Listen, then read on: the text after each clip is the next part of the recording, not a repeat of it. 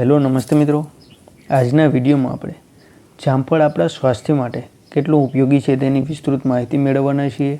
તો વિડીયોને અંત સુધી જોજો જેથી કરીને આપને સંપૂર્ણ માહિતી મળી રહે।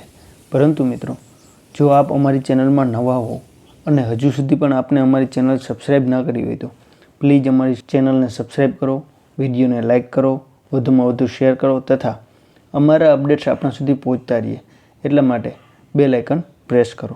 તો ચાલો વિડીયોમાં આગળ વધીએ। નંબર 1, ડાયાબિટીસમાં ઉપયોગી।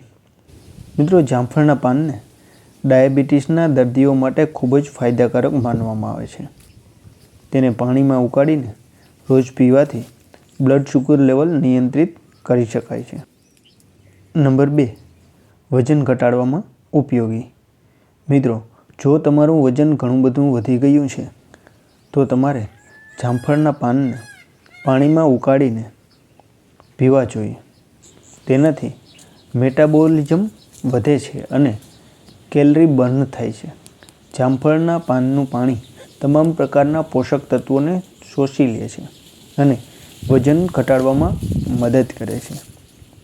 ત્યારબાદ નંબર 3, પાચન ક્રિયામાં ઉપયોગી।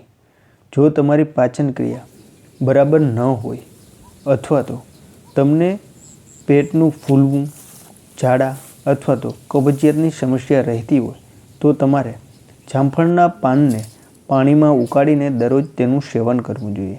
તેનાથી પાચન ક્રિયામાં સુધારો આવે છે। નંબર 4, રક્તના શુદ્ધિકરણ માટે। મિત્રો, જામફળના પાંદડામાં રક્ત શુદ્ધિકરણ અને ડિટોક્સિફાઈંગ ગુણ હોય છે। તેના સેવનથી લોહીમાંથી અશુદ્ધિઓ દૂર થાય છે અને ત્વચા ચમકદાર બને છે। દરરોજ તેનું સેવન કરવાથી શરીરમાં રહેલા અનેક પ્રકારના ઝેરી તત્વો પણ બહાર નીકળી જાય છે। નંબર 5, હૃદયમાં।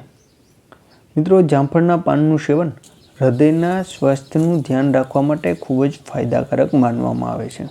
તેનાથી શરીરમાં હાજર ખરાબ કોલેસ્ટ્રોલ દૂર થાય છે અને હાઈ બ્લડ પ્રેશરમાં પણ રાહત મળે છે। ત્યારબાદ જામફળના પાનનું સેવન કરવાથી ઘણી બીમારીઓથી પણ બચી શકાય છે, જેમાંની એનિમિયા।